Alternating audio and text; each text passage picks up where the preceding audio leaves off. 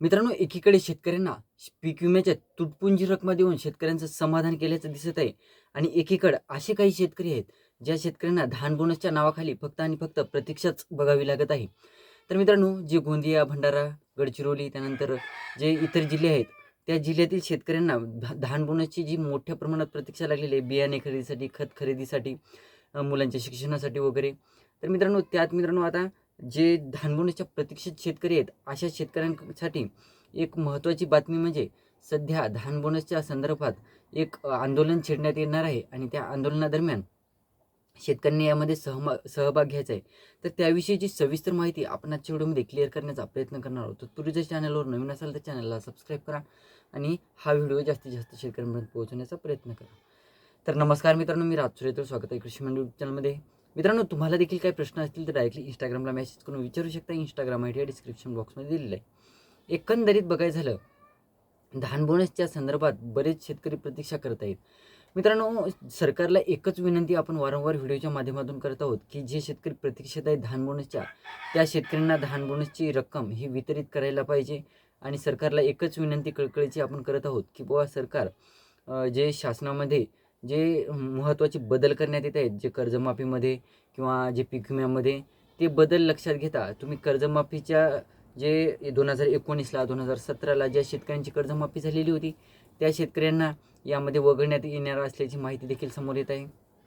त्यात मित्रांनो, ज्या शेतकऱ्यांनी 2019च्या कर्जमाफीमध्ये लाभ घेतला होता अशा शेतकऱ्यांना सुद्धा 50,000 रुपयापर्यंतचं अनुदान मिळणार आहे असं देखील सांगण्यात येत आहे. आणि जे धान बोनसच्या प्रतीक्षित शेतकरी आहेत, त्या धान बोनसच्या शेतकऱ्यांच्या ज्या प्रतीक्षित असलेल्या शेतकऱ्यांना कुठलाही निर्णय दाखवण्यात येत नाही. हिवाळी अधिवेशनामध्ये घोषणा केल्या मोठमोठ्या आणि दरवर्षीप्रमाणे याही वर्षी आम्ही धानाची जी बोनसची जी रक्कम आहे ती शेतकऱ्यांच्या खात्यावर वितरित करू असं देखील सांगण्यात येत आहे. परंतु मित्रांनो, अख्खा पावसाळा भिडलेला आहे आणि शेतकऱ्यांना आता पीक जे खतासाठी बियाण्यासाठी जे पैसे लागत आहेत ते शेतकऱ्यांनी कुठून आणायचे? भंडारा, गोंदिया, गडचिरोली त्यानंतर चंद्रपूर या जिल्ह्यातील शेतकरी पूर्ण आणि पूर्ण त्या धान बोनसच्या याच्यावर डिपेंड असतात. कारण त्यांचं धान, बऱ्याच जिल्ह्यातील शेतकऱ्यांचं धान हे पिकलं जात नाही आणि त्यामुळे ते शेतकरी आता पिकलंच गेलं नाही तर विकायचं कसं? विकलंच गेलं नाही तर पैसे आणायचे कुठून? मग असा शेतकऱ्यांना प्रश्न पडलेला असतो. आणि त्यात मित्रांनो, धान बोनसवर डिपेंड असलेल्या शेतकऱ्यांना या धान बोनसच्या ज्या रक्कमेमधून, आता रक्कम तर तेवढी पुरेशी नसते, परंतु या रकमेमधून शेतकऱ्यांच्या काही गरजा भागल्या जातात. त्यात मित्रांनो, राष्ट्रवादी शरदचंद्र पक्षाचे जे मेश्राम आहेत त्यांच्याकडून आता जे आंदोलन आहे ते छेडण्यात येणार असल्याची माहिती समोर आलेली आहे. तर मित्रांनो, गोंदिया जिल्ह्यातून जर तुम्ही शेतकरी असाल तर त्या आंदोलनाला पाठिंबा द्या मित्रांनो, कारण तुमच्यासाठीच हे आंदोलन छेडण्यात येणार आहे. आणि या आंदोलनादरम्यान जे शेतकऱ्यांच्या मागण्या आहेत, जे धान बोनसच्या असो किंवा कर्जमाफीच्या वगैरे, त्या देखील समोर मांडण्यात येणार आहे. आता तुम्हाला देखील या धान बोनसच्या ज्या प्रतीक्षेत लागलेले शेतकरी आहेत, आता मिथुन मेश्राम यांनी सरळ सरळ सांगितलेलं आहे की आम्ही तीव्र आंदोलन करणार आहोत.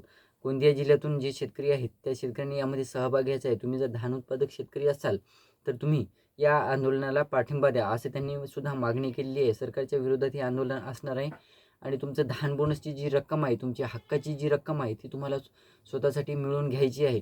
तर मित्रांनो, जर शेतकऱ्यांना वाटत असेल की धान बोनस यावर्षी मिळणार नाही कारण की कर्जमाफीचा निर्णय घेण्यात आलेला आहे, तुटपुंजी रक्कम शेतकऱ्यांची पीक विम्याची सुद्धा वितरित झालेली आहे आणि काही शेतकरी असे सुद्धा आहेत अजूनही त्यांच्या खात्यावर पीक विम्याची रक्कम ही वितरित होणार नाही.